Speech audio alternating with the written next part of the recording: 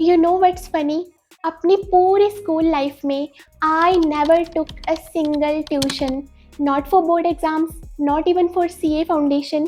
9th class तक मेरी जिस हैबिट ने मुझे most of the times class में टॉपर बना के रखा वो थी self study. And 10th class में यूट्यूब बन गया था मेरा ट्यूशन टीचर। एंड अपनी 12th बोर्ड्स में I was the self studied school topper and my district topper. CA foundation भी I cleared in my first attempt with self study with 300 plus marks. अब इससे पहले तुम्हें लगे कि ये पूरी वीडियो में इसी तरह से फ्लेक्स मारने वाली है, ना, इस वीडियो में हम करेंगे रियल टॉक्स, मेरे रॉ सीक्रेट्स और इवन वो चीज़ें जो हर टॉपर में कॉमन होती हैं। टॉपर्स एक्चुअल में क्या डिफरेंट करते हैं, वो चीज़ें जो तुम्हें कोई नहीं बताता। और इवन दो मुझे सीए में आके समझ आ गया कि मार्क्स ही सब कुछ नहीं होते, बट मेरी स्कूल लाइफ से बहुत सारी ऐसी हैबिट्स हैं जो मुझे आज तक भी हेल्प करती हैं। और ये मेरी गारंटी है कि इन चीज़ों को अगर कोई भी स्टूडेंट फॉलो कर लेगा ना, तो तुम्हें टॉपर बनने से कोई नहीं रोक सकता। तुम वीडियो को एंड तक ज़रूर देखना, क्योंकि हर एक पॉइंट में एक ना एक ऐसी बात ज़रूर होगी जिसे सुन के तुम खुद ही बोलोगे, ओ डैम, ऐसे तो कभी सोचा ही नहीं। नोट्स कैसे बनाने हैं, सुंदर, अति सुंदर, वाहियात, वो पर्सन टू पर्सन डिपेंड करता है। बट तुम किसी भी टॉपर के नोट्स उठा के देखना, वो कभी भी तुम्हें पिंटरेस्ट एस्थेटिक्स की तरह नहीं दिखेंगे। टॉपर्स के नोट्स होते हैं वियर्ड, उसमें होते हैं अजीब अजीब से arrows, code words, underlines, short forms. और ये जो वियर्ड नोट्स होते हैं ना टॉपर्स के, ये हमारे लिए क्लैरिटी होते हैं। हमें नोट्स दूसरों को इम्प्रेस करने के लिए नहीं बनाने, हमें नोट्स बनाने हैं हमारे फ्यूचर सेल्फ के लिए, ताकि उसे रिवीजन में कोई प्रॉब्लम ना हो। नोट्स ऐसे होने चाहिए कि जब तुम उन्हें एग्ज़ाम से पहले ओपन करो ना, तो तुम्हारे दिमाग में सब पॉइंट्स ट्रिगर हो जाएं। चुटकी बजाते ही एक वर्ड पढ़कर तुम्हें पूरा सेंटेंस याद आ जाए। और आज तक मैंने जो भी नोट्स बनाए हैं वो मेनली 3 रंगों के पेन से ही बनाए हैं, black, blue, red, that's it. और नोट्स में ना कम से कम कंटेंट रखो, जो इम्पॉर्टेंट पॉइंट्स होते हैं, इम्पॉर्टेंट फॉर्मूलाज, डेफिनेशंस, कीवर्ड्स, सिर्फ वही चीज़ें ही नोट्स में होनी चाहिए। बिकॉज नोट्स जितने ज़्यादा छोटे होंगे उतना ही हम मल्टीपल रिविजन्स कर पाएंगे। और जब हम खुद की लैंग्वेज को पढ़ते हैं ना, तो वो चीज़ें हमारा ब्रेन ज़्यादा इजीली कैच करता है। और आज तक मैंने जितने भी एग्ज़ाम्स दिए हैं ना, मेरे पास हमेशा literally every single freaking time मेरी last day cheat sheet ready होती थी। मतलब हर सब्जेक्ट के लिए मेरे पास एक नोटबुक रेडी होती थी जिसमें मैंने पूरा का पूरा सिलेबस समराइज़ करके लिखा होता था। एंड एग्ज़ाम डेज के बीच जो गैप होता था उसमें मैं सिर्फ और सिर्फ अपनी वो नोटबुक ही पढ़ के जाती होती थी। तो तुम्हें भी अपनी लास्ट डे चीट शीट अभी से बनानी स्टार्ट कर देनी है। और ये काम तुम्हें एग्ज़ाम से पहले नहीं करना, पढ़ाई करने के साथ साथ जब से तुम अपनी फर्स्ट रिवीजन स्टार्ट करो तभी से ही ये वाली नोटबुक बनाना स्टार्ट कर दो। ओके। अपनी स्कूल लाइफ में और इवन सीए में ना तो मुझसे सुबह 5 बजे उठकर पढ़ा जाता है और ना ही मुझसे रात को 12 बजे तक जागा जाता है। दुनिया कहती है toppers wake up early, but मैं सिर्फ तभी पढ़ती हूँ जब मेरे दिमाग के दरवाजे थोड़े खुल जाते हैं। तो ना तो हूँ मैं मॉर्निंग बर्ड और ना ही हूँ मैं नाइट आउल। भाई मैं तो हूँ आफ्टरनून पर्सन, सीधी सी बात है। और ना ही मैंने आज तक कभी 10-10, 12-12 घंटे पढ़ाई करी है एक दिन में। एग्जाम डेज एक्सेप्शन है, okay, because I believe quality hours are way better than quantity hours. अगर तुम 5 घंटे भी शिद्दत से पढ़ रहे हो ना, इट्स वे बेटर देन कि तुम 12 घंटे सिर्फ बुक खोल के बैठे हो, बार बार डिस्ट्रैक्ट हो रहे हो, फ़ोन पे नोटिफिकेशंस आई जा रही हैं। आई मेक श्योर कि अगर मैं पढ़ने बैठी हूँ तो मेरा कंप्लीट फोकस सिर्फ मेरी बुक्स पे होना चाहिए। अगर मैं ऑनलाइन क्लास अटेंड कर रही हूँ तो मेरा कंप्लीट फोकस सिर्फ स्क्रीन पे होना चाहिए। बट इसका मतलब ये नहीं है कि मैं सोशल मीडिया नहीं चलाती, फ़न नहीं करती। उसके लिए मैं सेपरेट टाइम निकालती हूँ daily. I still do so many activities in my daily routine, जैसे कि daily walks, workouts, meditation, journaling, content creation, etcetera etcetera etcetera. और ये सब चीज़ों को मैं इसलिए बैलेंस कर पाती हूँ because I use my energy wisely.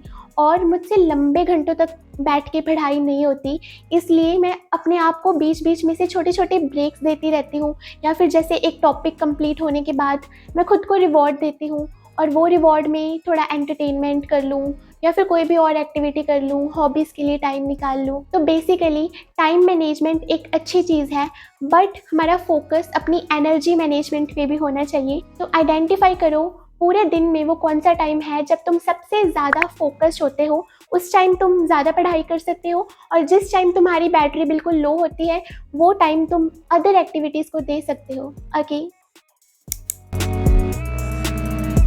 मैं जब भी रिवीजन करती हूँ ना, तो मैं सिर्फ रीड नहीं करती, आई टेस्ट माई सेल्फ। टॉपर्स ना चैप्टर्स को बार बार रीड नहीं करते और ये नहीं सोचते कि हाँ हाँ याद है याद है याद है। वो लिखते हैं, लिख के वो चीज़ों को रिकॉल करते हैं और उसके बाद वो एनालाइज करते हैं कि कहाँ पे मिस्टेक्स रह गई। मुझे अब भी याद है जब मेरे 10th के या 12th के बोर्ड एग्ज़ाम्स थे ना, तो अपने एग्ज़ाम से 1-2 महीने पहले ही मैं सैम्पल पेपर सॉल्व करना स्टार्ट कर देती होती थी।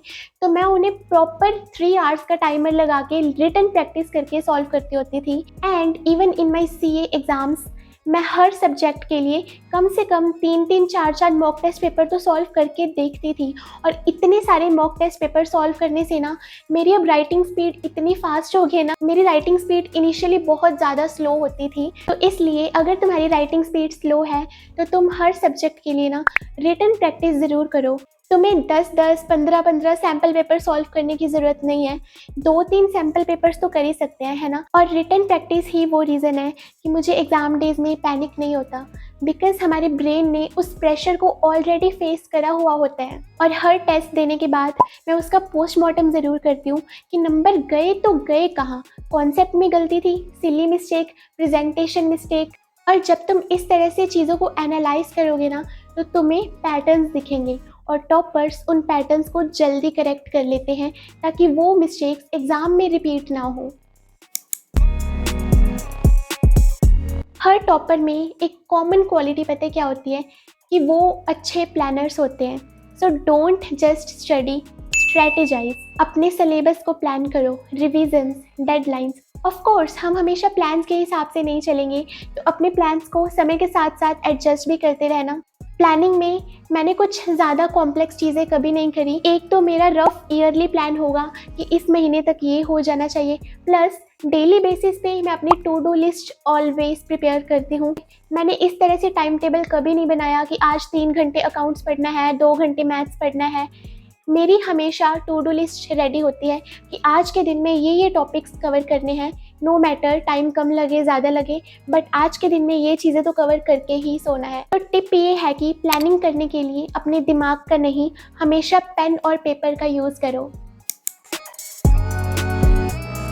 मैंने ना हमेशा पढ़ाई करने के लिए एक फिक्स्ड स्टडी स्पॉट रखा है। जब मैं 12th में थी तो अपने पूरे 12th बोर्ड्स की पढ़ाई हमारे बेडरूम के बेड के लेफ्ट साइड वाले कोने पे बैठ के मैंने करी है। लाइक लिटरली वो बेड का मैट्रेस भी नीचे दब गया, क्योंकि मैंने अप्रैल से लेके मार्च तक सारी की सारी पढ़ाई हमेशा उसी जगह पे बैठ के ही करी है। तुम भी अपना एक फिक्स्ड स्टडी स्पॉट रखो और वहाँ पे बैठ के स्क्रॉलिंग नहीं करनी है, खाना नहीं खाना है, वो सिर्फ स्टडी के लिए होना चाहिए। तो जब जब भी तुम वहाँ पे बैठोगे ना, तुम्हारे ब्रेन को ऑटोमेटिकली सिग्नल जाएगा कि हाँ अब फोकस करने का टाइम है। और नो ज़ीरो डे रूल से मेरा मतलब है कि चाहे तुम थके हुए हो, कुछ करो, कुछ तो करो। एक क्वेश्चन, एक पेज, एक कॉन्सेप्ट, क्योंकि momentum is always better than perfection.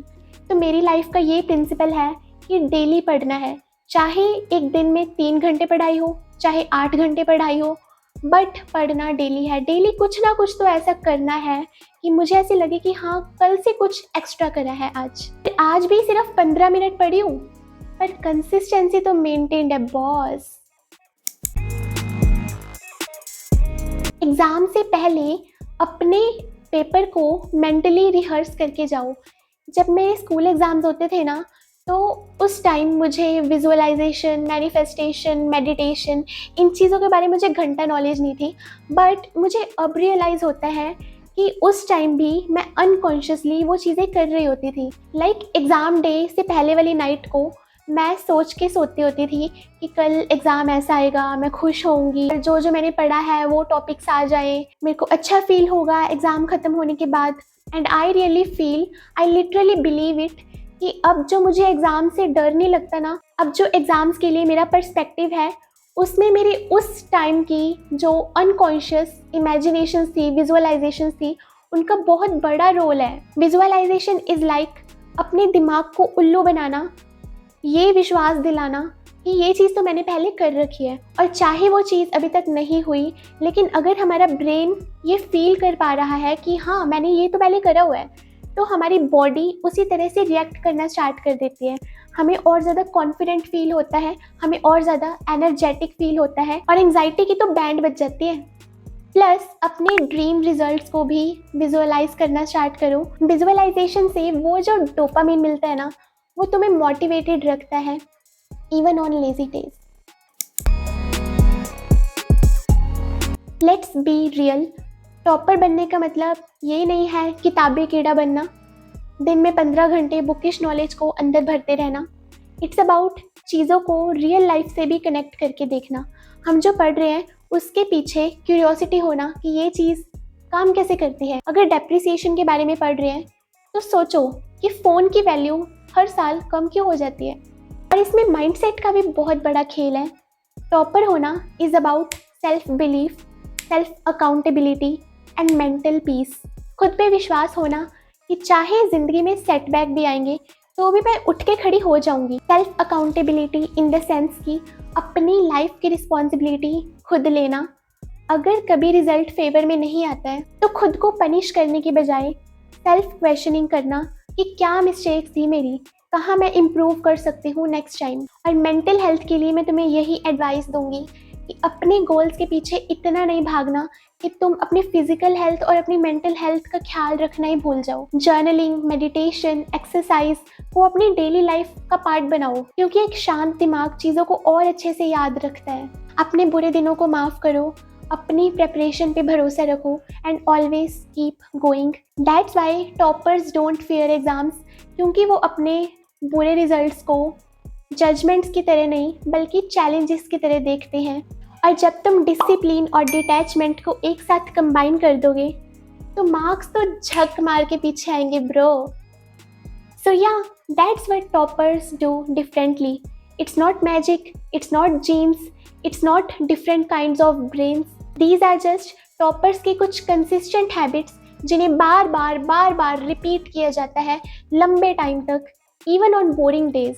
तो इनमें से अगर एक भी पॉइंट तुम्हें क्लिक करा हो तो उसे अप्लाई करना स्टार्ट करो आज से, अभी से, क्योंकि टॉपर माइंडसेट क्लासरूम्स में नहीं बनता। It's built in silence, it's built through छोटी छोटी डेली विंस जिनके लिए कोई और तालियां नहीं बजाता तुम्हारे सिवाय।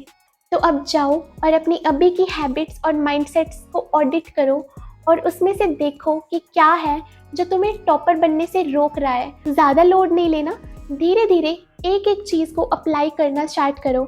डेली कुछ ना कुछ डिफरेंट करो, कुछ ना कुछ अलग माइंडसेट से स्टडी करना स्टार्ट करो। तो कमेंट्स में बताना फिर इनमें से कौन सा पॉइंट तुम्हें सबसे ज़्यादा क्लिक करा। और अगर इस वीडियो ने थोड़ा सा भी पर्सपेक्टिव चेंज कर दिया हो स्टडीज़ को लेकर, तो इमेजिन आगे आने वाली अलग अलग टॉपिक्स पे वीडियोस कितना कर देंगी।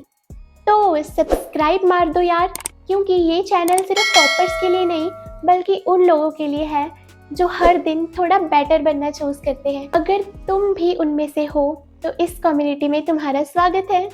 बाय।